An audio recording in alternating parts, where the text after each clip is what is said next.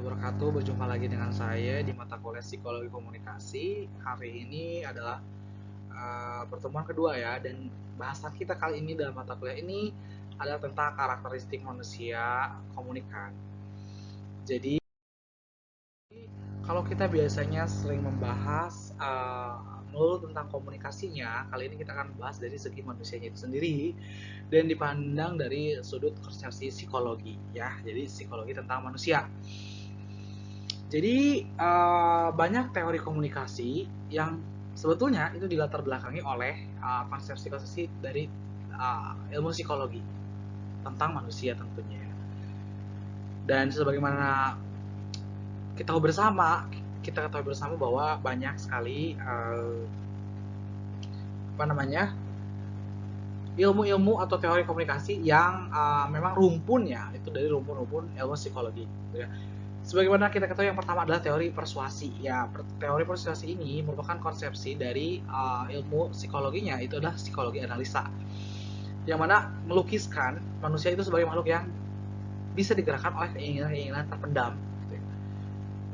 Nah, ini kajiannya dengan teori psikologi analisa, psikoanalisa. Kemudian teori jarum hypodermic yang menyatakan bahwa kita itu benar-benar powerless terhadap gempuran media atau apa yang disampaikan media terhadap kita, itu merupakan konsepsi dari ilmu psikologi behaviorism atau behaviorisme yang memandang manusia itu sebagai makhluk yang digerakkan oleh lingkungan.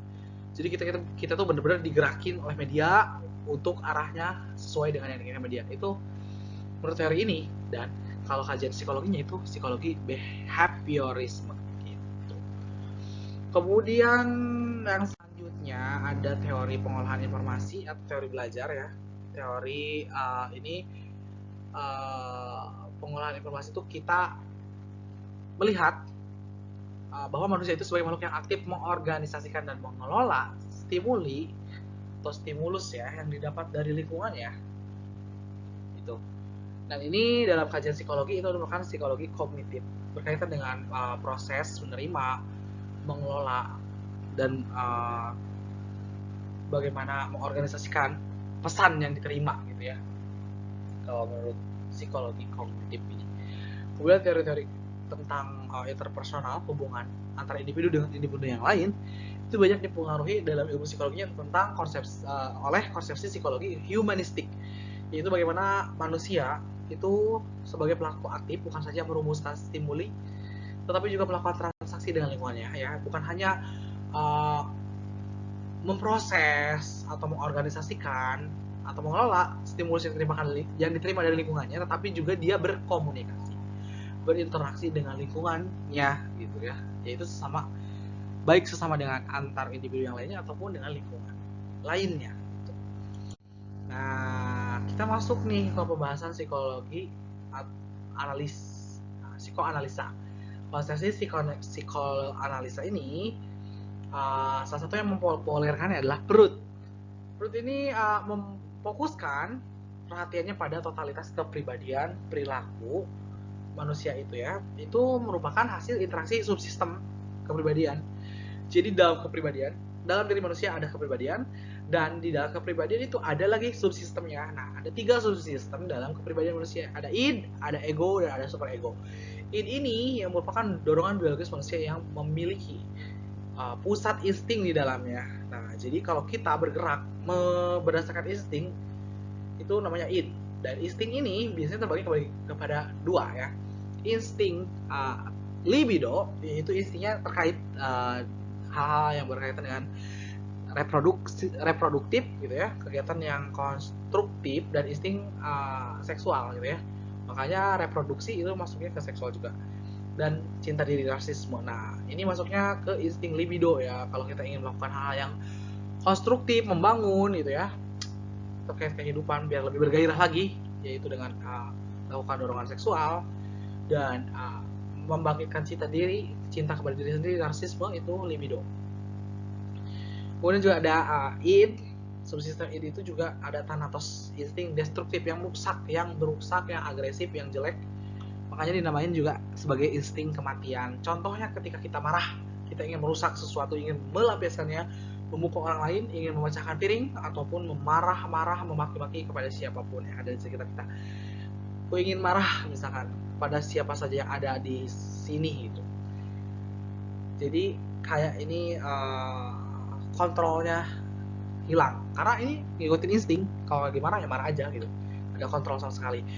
Maka selanjutnya itu ada ego. Ego ini adalah salah satu jembatan antara id, ini id ya, dengan realita di dunia luar. Jadi ketika idnya muncul pengen marah-marah ya, akan ada ego muncul. Marahnya tuh karena apa? Dibenturkan dengan realitas. Apakah karena kesalahan kita sendiri atau karena orang lain?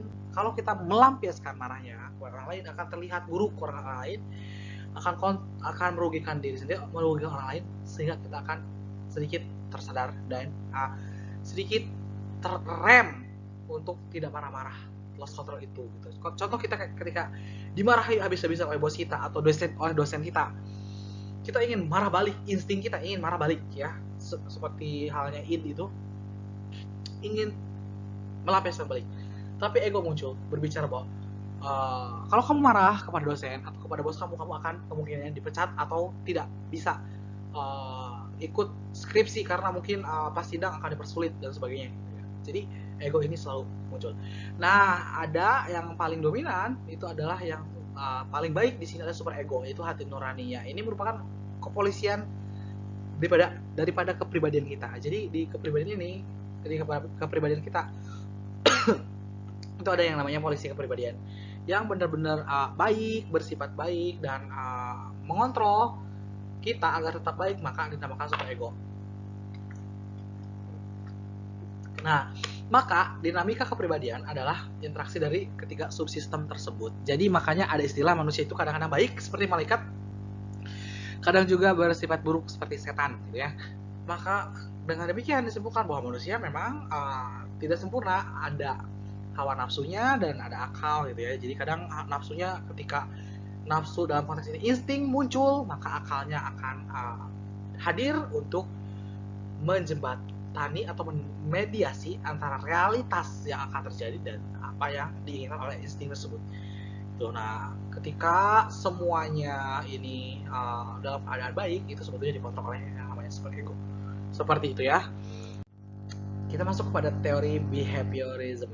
Nah, berdasarkan teori behaviorism ini, itu menganalisa hanya kepada perilaku-perilaku yang tampak saja, perilaku-perilaku manusia yang dapat dilukiskan dan dapat diramalkan, atau bisa juga dengan kata lain dapat diprediksi perilakunya seperti apa. Nah, karena teori behaviorisme ini lebih ke dikenal sebagai teori belajar, social learning teori. Jadi kayak kita itu mempelajari apa yang ada di lingkungan kita, dan untuk jadi sesuatu yang akan muncul kemudian hari gitu dalam pribadi kita. Contohnya, mungkin kita akan memiliki sifat yang temperamental atau mudah marah-marah. Ternyata ketika diselidiki gitu ya, memang pengalaman dia belajar dari lingkungannya, orang tuanya ketika dia kecil itu suka melihat orang tuanya marah-marah. Jadi pas besarnya dia jadi seperti itu. Maka dikatakan bahwa pengalaman adalah satu-satunya jalan menuju pengetahuan. Jadi itu berdasarkan pengalaman kita akan membentuk perilaku atau kepribadian kita ya, dan temperamen ditentukan oleh pengalaman indrawi. Indrawi itu kayak sensori ya, yang kita lihat, yang kita dengar, yang kita rasakan ketika di masa lalu, itu akan membentuk perilaku kita berdasarkan teori behaviorism ini ya. Nah, pikiran dan perasaan bukan penyebab perilaku, tapi disebabkan perilaku masa lalu ya. Ketika tiba-tiba ada orang yang tadi ketika besarnya yang temperamental, suka marah-marah, jangan cepat menyimpulkan dan menjudge dia seorang pemarah. Mungkin masa lalunya memang keluarganya suka marah-marah kepada dia, atau kepada ibu dan bapaknya saling bertengkar, sehingga dia mendapatkan gambaran bahwa ketika menyelesaikan masalah itu harus marah-marah, sehingga besarnya pun jadi seperti itu. Maka alangkah baiknya kita tidak menjadi orang tua yang seperti itu, karena ini akan berdampak buruk kepada anak kita di masa mendatang gitu ya. Karena ini kaitannya dengan teori belajar gitu ya, behaviorism. Kemudian paham-paham dalam behaviorism itu ada hedonisme, ada utilitarianism. hedonism atau hedonisme menyatakan bahwa manusia itu sebagai makhluk yang mencari kesenangan, jadi dan menghindari penderitaan. Kita tidak mau hidup kita menderita dan selalu mencari kesenangan. Itulah sifat-sifat manusia sebagai sifat-sifat manusia dalam paham behaviorisme dalam konteks hedonisme. Maksud saya seperti itu ya. Dan ada yang kedua ada utilitarianism. Utilitarianism yaitu perilaku yang tunduk pada prinsip ganjaran dan hukuman. Jadi kita akan bertindak sesuai dengan hukuman dan ganjaran. Contoh, kita akan melakukan sesuatu kalau ada hukuman, kalau ada ganjarannya, kalau ada rewardnya, dan kita akan menghindari sesuatu kalau ada hukumannya. Di sini juga dikatakan bahwa pengalaman adalah paling berpengaruh dalam membentuk perilaku, mengisyaratkan betapa plastisnya manusia. Ia dibentuk menjadi apapun dengan menciptakan lingkungan yang relevan. Manusia saking plastisnya dan saking elastisnya bisa dibentuk menjadi apapun yang ia inginkan dengan menciptakan lingkungan yang relevan. Misalkan seorang ingin dibentuk menjadi seorang yang disiplin, maka bentuklah orang tersebut di keluarga militer dengan pendidikan yang militer, atau masuk militer sekalian, karena dengan masuk militer mungkin nanti bisa jadi terbentuk kepribadian yang sesuai dengan prinsip-prinsip kedisiplinan militer ya, kayak gitu ya. Dan orang yang biasa-biasa saja ya terlahir di lingkungan yang biasa-biasa saja, yang malas juga terlahir di lingkungan yang malas. Ada istilahnya, orang kalau pengen menjadi rajin, bergaulah dengan orang yang rajin. Circle-nya dirubah dulu, baru akan menjadi orang yang rajin. Kalau misalkan circle-nya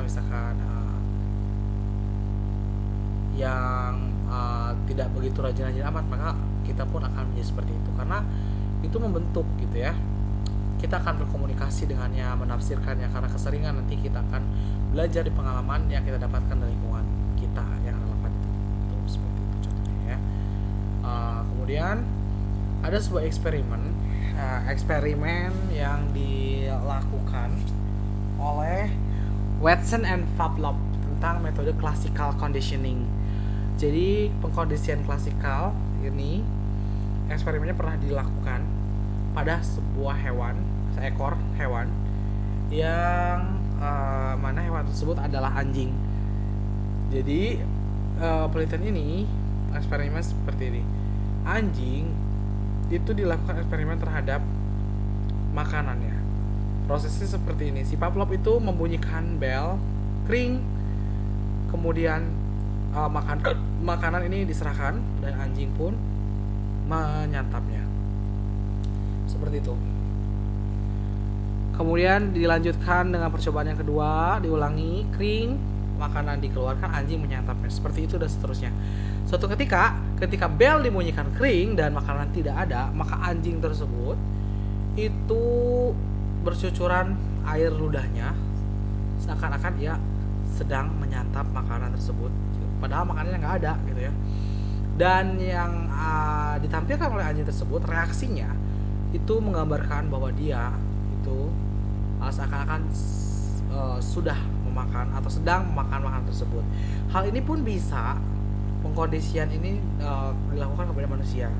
Manusia ketika sering melakukan aktivitas ngerujak misalkan, itu kan mesem ya, asem banget, dan membuat mata kita sampai merem-melek ketika merasakannya. Dan ketika disuruh membayangkannya atau ketika mendengar ngerujak itu udah kebayang segernya gitu, udah tervisualisasikan, dan kita bisa aja keluar air liur kita sebelum ngerujak yang sungguhannya dilaksanakan. Jadi kayak gitu ya, kurang lebih itulah yang dinamakan classical conditioning ya. Nah, banyak perilaku sebetulnya dikritik tentang perilaku behavior ini, yang menyatakan bahwa tidak semua bisa dijelaskan dengan mekanisme pelajiman dan penangguhan ya.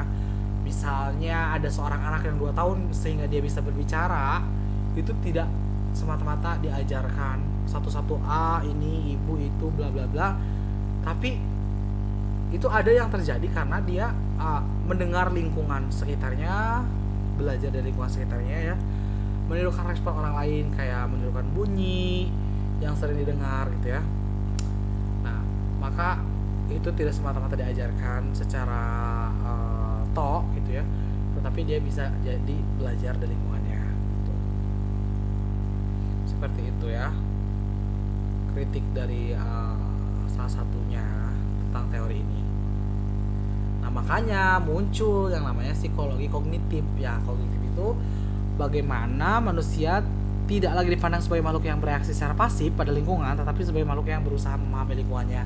Jadi si anak yang 2 tahun tadi juga tidak pasif, diam saja dan diajarkan oleh ibunya ini, ayah, bapak, cara ngucapin ini gitu. Kadang-kadang ada tiba-tiba anak yang bisa mengucapkan bapak gitu, mama, itu karena dia tahu gitu lingkungannya memanggil sosok yang suka menyusuinya adalah ibu atau mamahnya, dan figur yang satunya adalah bapaknya. Tiba-tiba bisa ngomongnya sendiri karena dia berusaha memahami dan mengamati lingkungannya ya. Dikatakan ini sebagai konsep psikologi kognitif gitu ya, dan di dalam komunikasi pun kita seperti itu gitu ya. Kita akan belajar memahami lingkungan kita. Oke, kurang lebih seperti itu. Nah, kemudian di sini ada menurut Descartes ya, Immanuel Kant menyimpulkan bahwa yang menjadi alat utama pengetahuan itu adalah jiwa kita gitu ya, atau pikiran-pikiran kita, bukan alat indera gitu ya yang menjadi alat utama pengetahuan itu kan. Sebetulnya orang kan menganggap bahwa kita mengetahui segala sesuatu by sensory, melalui alat indera kayak melihatnya gitu, kemudian mendengarnya, kemudian merasakannya, kemudian menjadi sebuah pengetahuan. Padahal menurut Descartes itu yang menjadi alat utama pengetahuan itu adalah jiwa kita atau pikiran-pikiran kita gitu. Jadi si pikiran atau jiwa itu menafsirkan pengalaman indrawi secara aktif ya. Ketika kita melihat, ketika kita mendengarkan, itu kita kemudian proses lagi di pikiran-pikiran kita. Ada yang disebut dengan menafsirkan situasi-situasi yang dilihat dari lingkungannya ya, kemudian melakukan pemaknaan terhadapnya. Seperti yang saya selalu ulang-ulang ya, bahwa manusia dibentuk bukan dari lingkungannya secara langsung tiba-tiba, tetapi ada proses penerjemahan atas situasi-situasi yang ada di lingkungan yang dia hadapi gitu. Nah, ini yang dimaksudnya, karena kita sebetulnya pengetahuan yang kita miliki itu tidak semata-mata by sensory, by alat indera ya, tapi merupakan dari simpulan atau pemaknaan yang dilakukan oleh pemikiran-pemikiran kita. Tidak semua input atau stimulus yang ada dari lingkungan itu masuk tiba-tiba gitu aja ke dalam diri seseorang, tapi melalui proses pengorganisasian ya, kemudian penafsiran itu, ada pendistorsian yang baik diterima, yang buruk mungkin didistorsi gitu ya, gitu, seperti itu. Nah, ada juga yang dinamakan psikologi Gestalt. Jadi menurut psikologi Gestalt ini rasionalisme tampak jelas ya pada aliran Gestalt. Maksudnya adalah manusia adalah organisme maksud saya yang aktif menafsirkan dan bahkan mendistorsi lingkungan. Jadi kita sebagai makhluk yang aktif menafsirkan dan mendistorsi lingkungan di sekitar kita, menerjemahkan, memaknai setiap situasi yang kita hadapi dalam lingkungan kita, itu disebut psikologi Gestalt.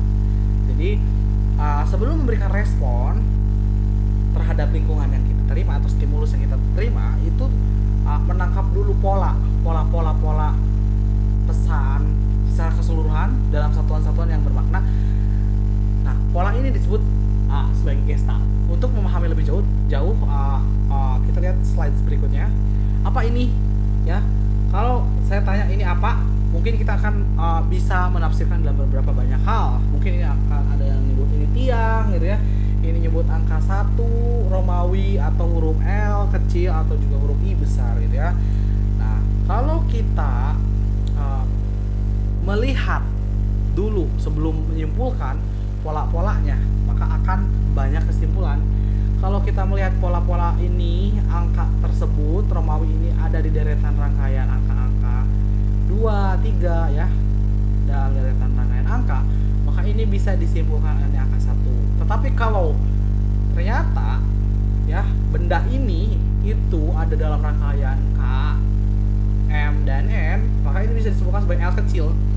Begitupun juga kalau ini kita melihat ini di dalam sebuah rangkaian tulisan Indonesia, maka ini huruf I besar. Jadi kita akan memaknai sesuai dengan pola-pola gitu ya. Karena satu gambaran tertentu itu bisa dimaknai lebih dari satu makna ya dalam konsep Gestalt. Tergantung pola mana yang kita pakai sebelum menyimpulkan dalam respon stimulus yang ada. Gitu. Ini salah satu sederhananya memahami konsep Gestalt. Nah, di sini dikatakan bahwa psikologi kognitif mempengaruhi psikologi sosial ya. Berasal dari psikologi kognitif itu bisa secara luas mempengaruhi psikologi sosial, yaitu psikologi secara luas dalam kehidupan sehari-hari ya. Di sini dikatakan bahwa the person as consistency seeker, artinya manusia itu merupakan orang yang selalu atau makhluk yang selalu mencari konsistensi atau keajegan, ketetapan dalam suatu hal, sesuatu yang ajeg, yang selalu begitu ya, selalu konsistensi dalam sistem kepercayaan dan di antara sistem kepercayaan dan perilakunya. Sebagaimana saya pernah jelaskan sebelumnya, di pertemuan sebelumnya itu ada teori disonansi kognitif, yaitu ketidakcocokan dua pengetahuan atau dalam diri seseorang itu selalu ada dua kepercayaan ya. Nah, ada yang dinamakan disonansi yang membuat manusia resah. Disonansi itu yang ketidakcocokannya, ada disonansi di situ ya. Dan konsonan adalah konsistensi atau keajegan yang diharapkan manusia itu sendiri. Manusia itu kalau dalam konteks konsistensi atau konsonan, dia berpikir seperti itu, maka harus dalam kenyataannya seperti itu gitu ya. Dia harus mengikuti apa yang dipikirannya. Ketika tidak sesuai dengan apa yang dia pikirkan dalam kepercayaannya, maka dia akan memiliki keresahan. Contoh deh, saya kasih contohnya adalah tentang rokok ya. Rokok, seseorang merokok, berarti seorang itu perokok dan dia menyukai rokok ya. Padahal ada kepercayaan lain ya, ada disonansi di sini ya, yang menyatakan bahwa rokok itu berbahaya, berbahaya, atau juga ada yang bilang bahkan ulama haram, tidak baik untuk kesehatan tubuh gitu ya. Maka di sini kita sebagai perokok ketika dengar itu resah ya, karena lihat di buku rokoknya menyebabkan kanker dan penyakit lainnya. Di sini ada beberapa opsi yang untuk menjaga konsistensi atau konsonan dari pribadi tersebut dengan satu, mengubah perilaku, entah itu dia akan berpindah menjadi seorang yang tidak merokok atau mengubah kognisi tentang lingkungan, jadi mengubah pengetahuan yang ada gitu ya, atau juga bisa memperkuat salah satu kognisi yang disonan. Yang disonannya misalkan tadi rokok itu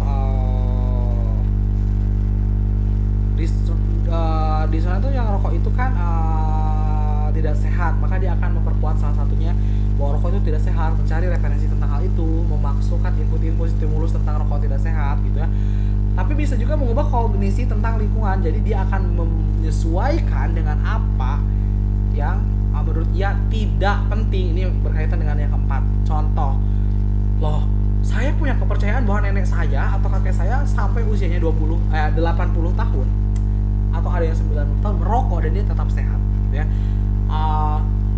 Pendiri negara kita juga merokok kok dulu gitu ya. Kita lihat banyak di video-video, berarti rokok itu tidak mengapa, dipopulerkan oleh Insinyur Soekarno misalkan.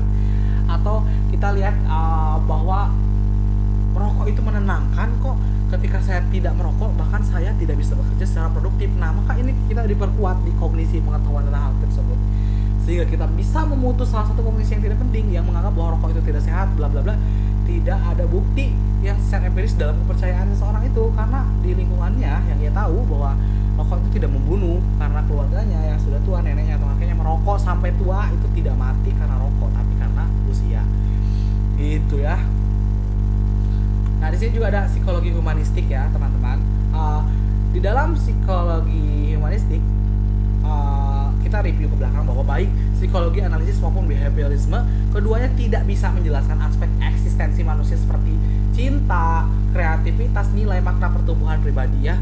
Jadi eksistensi manusia yang kaitannya dengan cinta, perasaan, kreativitas seseorang ya, nilai-nilai yang dianut atau makna seseorang terhadap sesuatu, terhadap orang lain, terhadap suatu kejadian dan pertumbuhan pribadi itu tidak dijelaskan itu dari psikologi analisis atau behaviorisme, maka dijelaskan dari psikologi humanistik ya.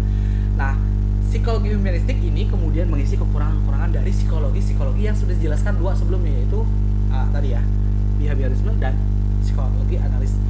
Nah, menurut psikologi humanistik terkait dengan manusia itu ada yang dikatakan sebagai eksistensialisme, yaitu menekankan pentingnya kewajiban individu pada sesama manusia. Yang penting dari ini adalah menekankan tentang bukan apa yang kita dapat dari kehidupan ini, tetapi apa yang dapat kita berikan untuk kehidupan. Jadi sehingga membuat individu itu lebih bermakna dalam hidup itu, bukan berpikir apa yang kita akan dapatkan dari kehidupan ini, tetapi apa yang bisa dilakukan dari hidup ini ya oleh individu tersebut gitu. Jadi dia lebih bermakna terhadap lingkungannya, terhadap orang lain gitu ya.